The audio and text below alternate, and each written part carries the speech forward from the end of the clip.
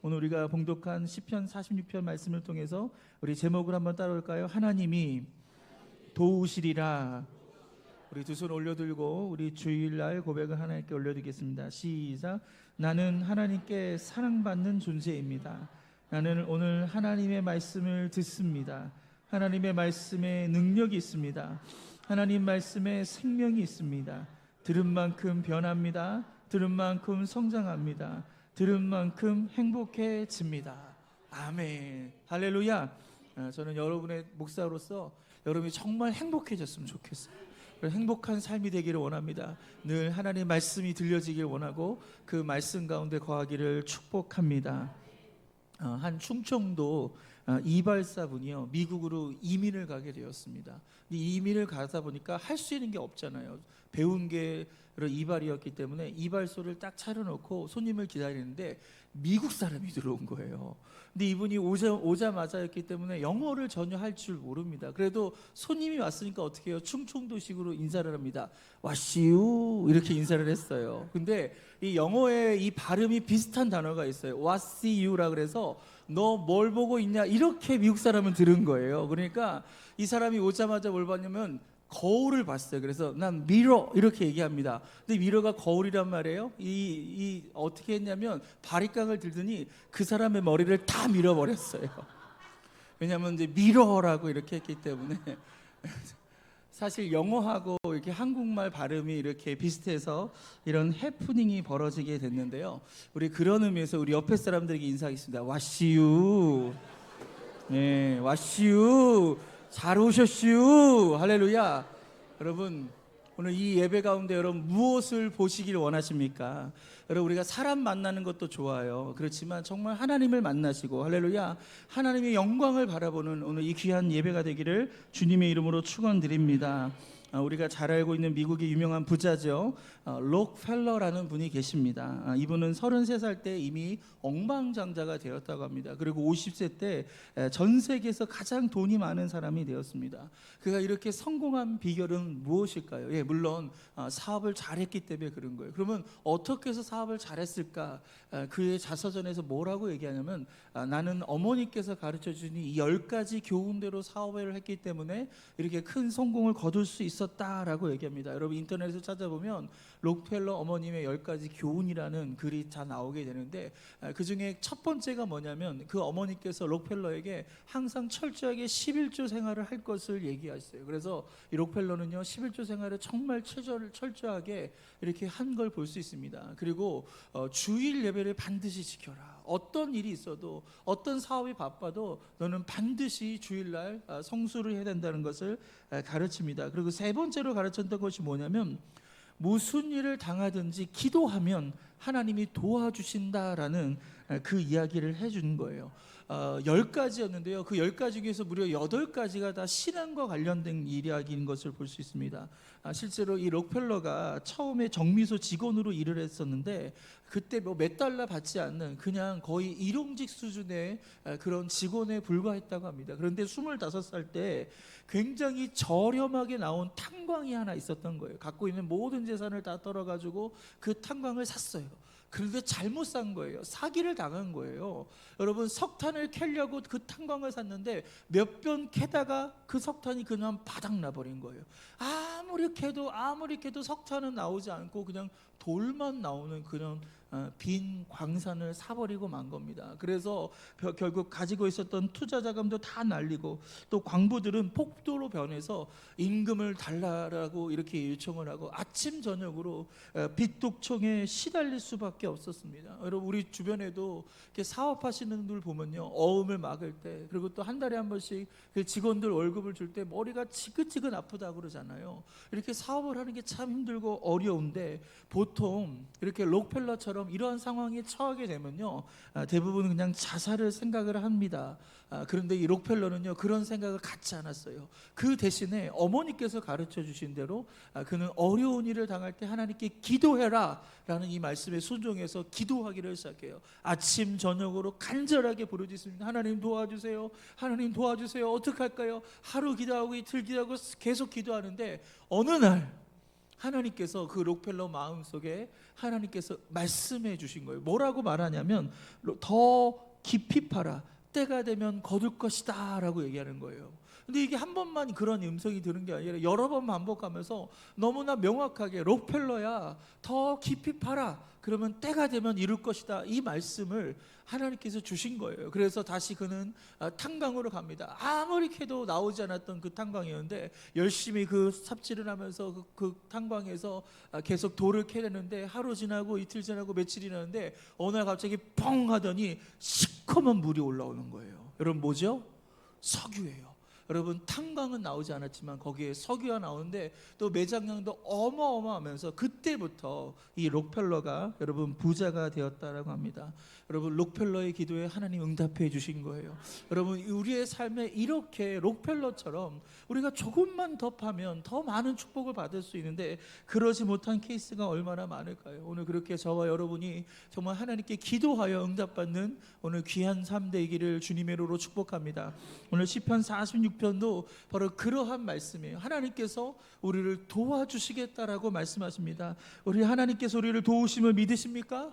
그렇다면 저와 여러분이 어떻게 해야 될까요? 하나님이 우리 도움이 되신다는 건 아는데 그럼 우리가 어떻게 하나님께 나가야 될까요? 첫 번째로 한번 따라할까요? 하나님께 도움을 요청하겠습니다. 시편 46편 1절 말씀을 읽겠습니다. 시작. 우리의 피어난 처시요 힘이시니 환난 중에 만날 큰 도움이시라. 아멘. 여러분 인생엔 예기치 않은 환난을 만나고 우리가 어려움을 만나게 됩니다. 시편 46편에도 환난 중에 이렇게 써 있습니다. 그러니까 환난이 있는 거예요. 근데 히브리어 성경을 보니까 이게 단수가 아니라 복수입니다. 그러니까 환난이 하나만 찾아온 게 아니라 여러 개가 찾아온 거예요. 한 번만 찾아오고 끝난 게 아니라 또 이어지고 또 이어지는 그 환난과 어려움 속에 오늘 이 시편 기자가 놓여져 있었는데, 그런데 이 시편 기자의 고백은 뭐예요? 아무리 많은 환난이 온다 할지라도 하나님께서 환난 중에 만날 하나님이시기에 나는 두려워하지 않고 나는 주님의 피난처가 되어주시고 하나님께서 나를 도와주신다, 바로 그것을 고백하는 것입니다. 할렐루야. 오늘 이 시편 기자는요 환난만 만난 게 아니에요. 환난들만 만난 게 아니라 그 환난 가운데 하나님을 만난 것을 믿으시길 바랍니다. 오늘 그게 저와 여러분의 인생 가운데 환난이 온다 할지라도 여러분 그 환난만 만나지 마시고 살아계신 하나님, 그 전능하신 하나님, 그 능력의 하나님을 만나시기를 주님의 이름으로 축원드립니다. 오늘 시편 기자처럼 정말 하나님을 만나서 오늘 응답받는 귀한 삶이 될 줄 믿습니다. 우리 시편 121편 1절과 2절 말씀을 읽겠습니다. 시작. 내가 산을 향하여 눈을 들리라. 나의 도움이 어디서 올까? 나의 도움은 천지를 지으신 여호와에게서로다. 아멘. 내가 산을 향하여 눈을 들리라. 여러분 산을 쳐다보면 그 산이 나를 도와줄까요? 여러분 이 산에는요 산당이 있었어요. 우상을 숭배하는 여러분 바알과 아세라의 신상이 있었는데 그 신상이 우리를 도와줄까요? 여러분 그 우상이 우리를 도와줄까요? 전혀 도울 수 없는 거예요. 오직 하나님만이 우리를 도와줄 수 있다. 그래서 나의 도움은 천지를 지으신 바로 여호와에게서로다라고 이렇게 고백하는 것을 볼 수 있습니다. 오늘 온 우주와 만물을 창조하신 그 하나님께서 우리의 삶에 개입하시고 우리 가운데 인도하여 주셔서 하늘의 도움으로 인도하심을 믿으시기를 바랍니다. 어떤 아버지가 중학생 아들에게 심부름을 시키는 거예요. 이 정원에 있는 화분이 있는데 큰 화분인데 그것을 좀 거실로 좀 집안으로 옮겨달라는 것입니다. 보기도 굉장히 컸어요. 그런데 이 아들은요 아버지의 심부름이기 때문에 아버지의 말이기 때문에 순종합니다. 그래서 그것을 들려 그러는데 꿈쩍도 안 하는 거예요. 여러분 보기에도 굉장히 커 보이죠. 너무 무거운 화분이었기 때문에 움직일 수가 없는 이런 상황. 아무리 해도 안 돼서 아버지에게 얘기합니다. 아버지 제 힘으로는 못할 것 같아요. 안 돼요. 이렇게 얘기합니다. 그때 아버지가 이 아들에게 뭐라고 하냐면 이렇게 다그칩니다. 야, 너 최선을 다했어? 너 최선을 다해본 거야? 이렇게 물어봅니다. 여러분 보통 이렇게 얘기하면 좀 아이들이 입장에서 보면 조금 화가 날 수도 있어요. 그렇죠? 짜증이 날 수도 있는 상황인데 이 아들 굉장히 착해요. 아버지가 그렇게 얘기하니까 내가 최선을 다 안 했구나 이렇게 생각하고 다시 가서 그 화분을 들려고 한 거예요. 젖먹더니까지 힘을 다 써봤는데도 꿈쩍도 하지 않는 겁니다. 이렇게 해봐도 저렇게 해봐도 너무너무 안 돼가지고 다시 한번 아버지 옆에 얘기합니다. 아버지, 제가 최선을 다했는데 움직이지가 않아요. 어떡하죠? 저는 이것을 움직일 수 없습니다 라고 얘기합니다. 그때 아버지가 그 아들한테 이렇게 얘기합니다. 야, 넌 왜 최선을 다하지 않는 거야? 라고 얘기하는 거예요. 그러면서 이 아들에게 평생 오늘 그에게 도움이 될 만한 교훈의 이야기를 이 아버지가 얘기해 주는데 뭐라고 하냐면, 최선을 다하는 것은 바로 아버지인 나에게 도움을 요청하는 거야. 너 혼자 낑낑대고 애쓰고 수고하고 안 될 때 바로 아버지 절 좀 도와주세요라고 얘기하는 거, 그것까지가 최선을 다하는 거야 라고 그 아들에게 알려주는 거예요. 그제서야 그 아들이 그것을 알아차린 거예요. 그러고 나서 아버지에게 얘기합니다. 아버지, 제가 이걸 도우는 걸 좀 도와주실래요? 아빠가 씩 웃으면서 그래, 같이 듣자. 그래가지고 이 아들과 함께 이 화분을 드는데 들었을까요? 못 들었을까요? 여러분, 들었어요. 할렐루야. 바로 하나님께서 우리에게 이렇게 우리와 함께 하신 것을 믿으시기를 바랍니다. 여러분, 진짜 최선을 다하는 거, 여러분 내 삶에 열심히 살아야 되죠. 정말 죽을 똥 살 똥 우리가 살아야 되는 건 맞아요. 그런데 그렇게 노력했음에도 불구하고 되지 않아요. 결과가 나오지 않아요. 그럴 때 우리가 어떻게 된다고요? 아버지, 절 좀 도와주세요. 제가 이렇게 최선을 다해도 안 되는 것 같아요. 아버지, 절 좀 도와주세요. 여기까지가 최선을 다한 거예요. 할렐루야. 오늘 그런 의미에서 우리 옆에 사람들에게 인사할까요? 최선을 다하면서 합시다. 여러분, 하나님의 도움을 구하세요. 아버지, 절 좀 도와주세요 라고 할 때 우리 하나님 우리를 외면하지 않으시고 우리와 함께 하신 것을 믿으시기를 바랍니다. 우리 시편 46편 5절 말씀 읽겠습니다. 시작. 하나님이 그 성중에 계심에 성이 흔들리지 아니할 것이라. 새벽에 하나님이 도우시리로다. 아멘. 그럼 이 구절 되게 유명한 구절이죠. 언제 많이 쓰냐면 우리 목사님들이 특세하기 전날 이 본문을 갖고 설교를 많이 해요. 우리 교회도 다음 주에 특세가 있습니다. 그렇죠? 7월달, 8월달 특세를 쉬었어요. 이제 9월달부터 다시 특세를 하는데 이 말씀 가지고 성도들을 협박하는 거예요. 야, 새벽에 나와야 하나님 도와주신다. 새벽에 꼭 나와. 이렇게 얘기하는 거, 이런 본문인데 사실 여기서 얘기하는 새벽은요, 시간적인 의미의 새벽이 아니에요. 여러분, 새벽은 뭐냐면 사람들이 다 잠들어 있을 시간이에요. 내가 잠들어 있는데 하나님은 일어나셔서 우리를 도와주신다는 거예요.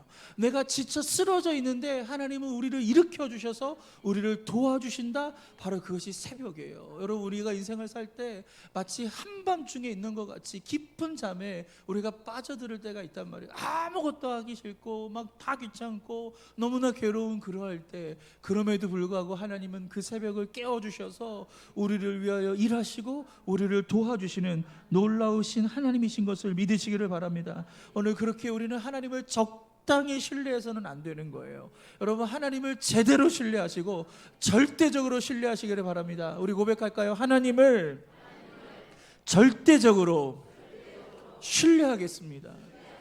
여러분, 적당히 신뢰하는 건 신뢰가 아니에요. 적당히 믿는 건 믿음이 아니에요. 그 믿음으로 어떤 일도 벌어지지 않는 거예요. 하지만 우리가 제대로 신뢰하고 정말 제대로 우리가 하나님을 믿고 의지하면 하나님께서 반드시 우리를 도와주심을 믿으시길 바랍니다. 두 번째로 하나님께서 우리를 도와주시기에 우리가 해야 될 것은 한번 따라할까요? 두려워하지 않겠습니다. 여러분, 두려워하지 않길 바랍니다. 시편 46편 2절과 3절 말씀을 읽겠습니다. 시작. 그러므로 땅이 변하든지 산이 흔들려 바다 가운데 빠지든지 바닷물이 솟아나고 뛰놀든지 그것이 넘친으로 산이 흔들릴지라도 우리는 두려워하지 아니하리로다. 여기 2절에 언급된 땅, 그리고 산, 바다 뭡니까? 다 이스라엘의 환경이에요. 이스라엘을 두르고 있는 땅과 산과 바다에 대한 이야기예요. 그런데 오늘 성경을 보니까 그러한 땅, 그러한 산, 여러분 바다, 그 환경이 지금 어떤 상태인 거예요? 다 뒤집어 버리는 상태예요. 막 요동을 하고 막 뒤집어지고 난리가 나는 어떤 자연재해가 일어나는 이러한 상황이라는 것입니다. 여러분, 우리가 살면서 누구나 여러분 안전한 상태를 원하지 않습니까? 이렇게 요동치는 환경을 좋아할 사람은요 단 한 사람도 없는 것입니다. 다른 가정은 몰라도 우리 가정은 평안하길 바라잖아요. 그렇죠? 다른 사람은 몰라도 나만은 좀 경제적인 상황이 좀 여유로워서 좀 풍족하게 쓰면서 살기를 원하는 게 우리 모두의 마음입니다. 다른 사람은 몰라도 나는 병원 신세 지지 않고 질병에 어려움 당하지 않고 건강하게 살기 원하는 거, 그거 다 우리의 마음입니다. 다른 교회는 몰라도 우리 교회만큼은 좀 안정되고 부흥하고 모이면 너무 신나고 행복한 그런 교회 되는 거 우리 다 원하는 거고 다 바랍니다. 그런데 그게 우리 마음이지만 여러분, 우리의 환경이라는 게 우리 마음대로 되는 게 아니에요. 흔들리는 거예요. 막 요동하는 거예요. 막 뒤집어지는 겁니다. 이런 어려움이 오는 거예요. 여러분, 그런 어려움이 찾아올 때 대부분 어떤 마음을 갖냐면 염려와 두려움이 심겨지는 겁니다. 그 염려와 두려움이 우리를 꼼짝달싹 못하게 하고요, 우리의 뇌를 멈추게 하고요, 우리의 가능성을 멈추게 하고 다른 사람과의 관계를 다 끊어버리게 하는 거예요. 여러분, 두려움에 휩싸이면요 아무 일도 할 수 없습니다. 그래서 오늘 시편 기자는 뭐라고 얘기합니까? 그 환경이 나를 흔들어요. 그 환경이 나를 가만두지 않는다니까요. 그래서 내가 너무 두려움 가운데 있는데 오늘 오히려 시편 기자는 뭐라고 하냐면 우리는 두려워하지 않습니다. 할렐루야. 우리 믿음으로 한번 고백할까요? 나는 두렵지 않습니다. 그리고 우리의 마음속에 두려움은 수시로 찾아올 수밖에 없어요. 염려는 계속 찾아옵니다. 그럴 때마다 그 염려와 두려움을 인정하지 마시고 받아들이지 마시고 나는 두렵지 않아, 나는 염려하지 않을 거야, 오늘 담대하게 주님 앞에 고백하시기를 바랍니다. 우리 이사야서 41장 10절 말씀을 읽겠습니다. 시작. 두려워 말라, 내가 너와 함께 하느니라. 놀라지 말라, 나는 내 하나님이 됨이니라. 내가 너를 굳세게 하리라. 참으로 너를 도와주리라. 참으로 나의 의로운 오른손으로 너를 붙들리라. 믿으시면 아멘. 믿으시면 아멘. 여러분, 두려움이 찾아올 때마다 이 말씀을 선포하세요. 여러분, 한 번 선포했는데 내 마음의 두려움이 사라지지 않는다? 그럼 어떻게 해야 돼요? 2번 선포하셔야 돼요. 그래도 사라지지 않으면 3번, 4번, 5번, 언제까지요? 내 마음의 두려움이 떠나갈 때까지 우리가 선포하시기를 바랍니다. 여러분, 기도도 마찬가지예요. 기도는 언제까지 하는 거예요? 응답받을 때까지예요. 횟수가 정해진 것이 없습니다. 내가 응답받을 때까지 하는 게 기도라는 거예요. 그래서 오늘 하나님 앞에 내 마음에 두려움과 염려가 있을 때 나는 두렵지 않습니다. 하나님 나와 함께 하십니다. 그분의 의로운 손으로 나를 붙잡아 주십니다. 악한 원수 마귀에게 나사렛 예수 이름으로 떠나가라. 오늘 그렇게 대적하며 나가시기를 바랍니다. 아무리 가까운 사이여도, 여러분 남편이고 자녀여도요, 그리고 정말 뭐 애가 타더라도요, 여러분 수술방에는요 아무나 못 들어가요. 여러분 아무리 사랑하는 사람이어도 수술방에 같이 못 들어가요. 혼자 들어갈 수밖에 없는 거예요. 혼자 그 수술을 받아야 되는 거예요. 그럴 때 마음이 어떻죠? 여러분 굉장히 두려움이 찾아올 거예요. 그런데 여러분 걱정하지 마세요. 두려워하지 마세요. 왜? 여러분 사랑하는 가족들은 함께하지 못하지만 우리 하나님은 함께 하시는 거예요. 하나님께서 그 수술방에 함께 하셔서 그 모든 환경을 지켜주시고 의사의 손길을 붙잡아 주시고 단 한 치의 오차도 없이 그 모든 수술이 완벽하게 하나님께서 이끌어 주심을 믿으시기를 바랍니다. 오늘 하나님이 우리를 이렇게 도와주시는 거예요. 그래서 우리는 그 하나님을 적당히 신뢰해서는 안 됩니다. 정말 제대로 신뢰하고, 할렐루야, 절대적으로 신뢰하는 오늘 저와 여러분 되기를 축복합니다. 마지막 3번째는요, 하나님께서 우리의 도움이시기 때문에 우리가 어떻게 되냐? 한번 따라할까요? 하나님께 피하겠습니다.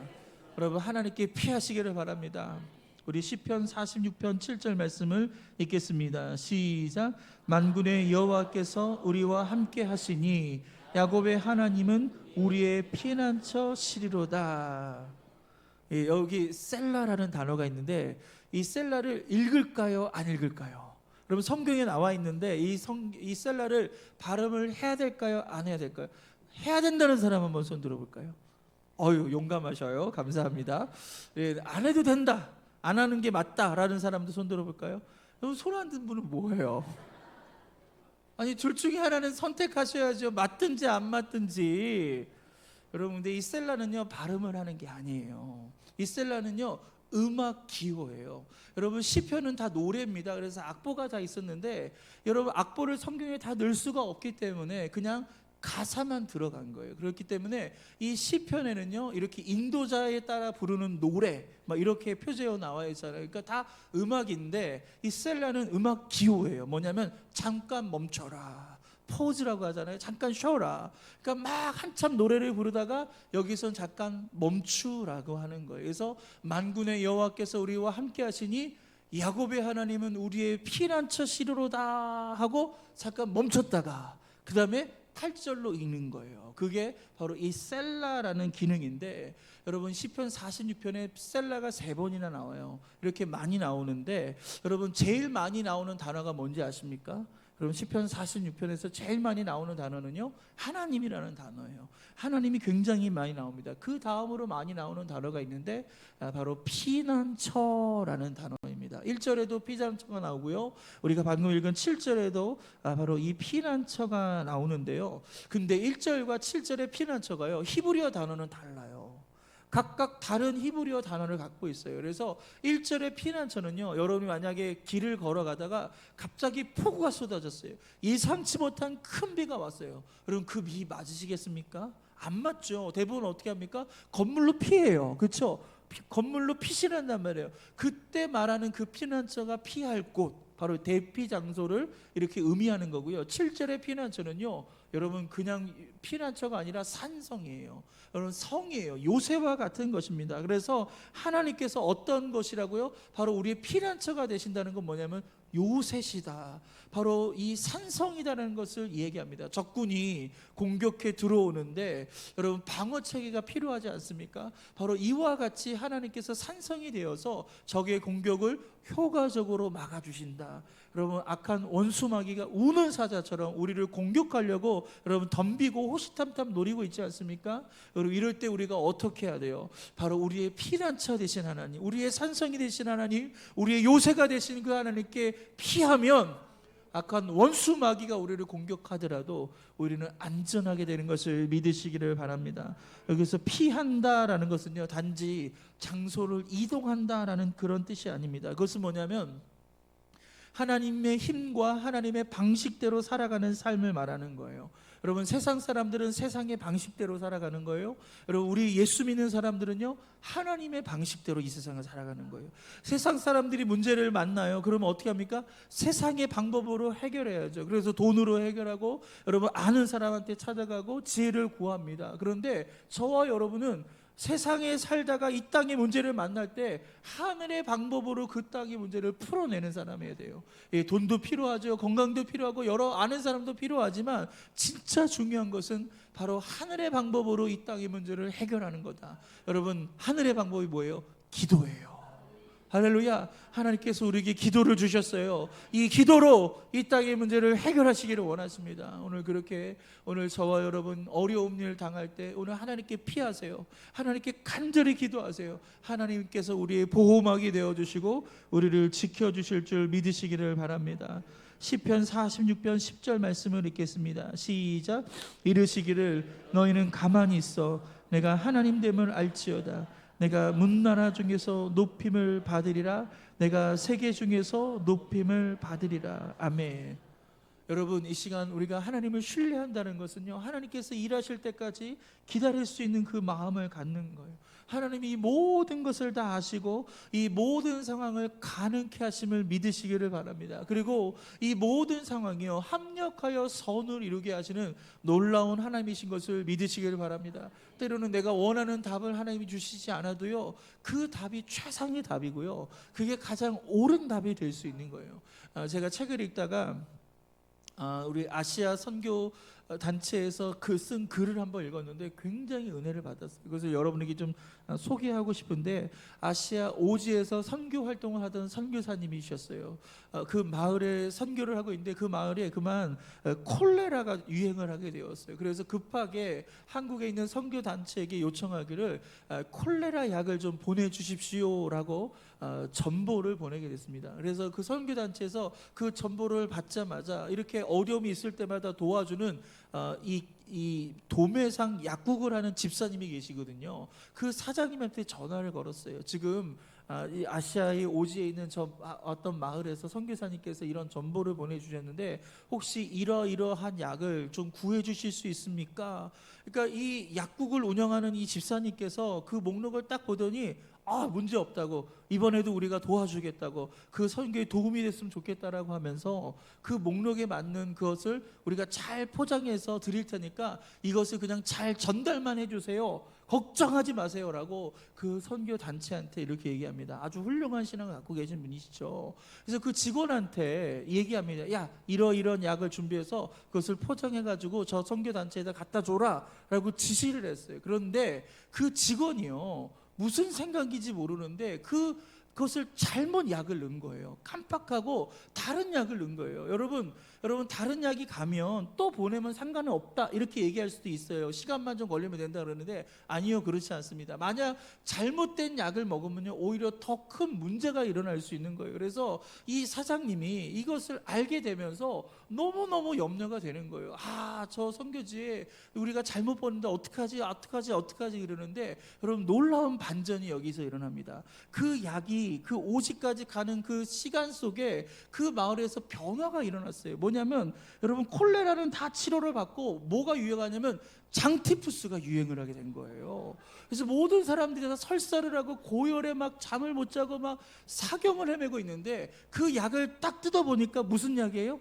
장티푸스 약인 거예요.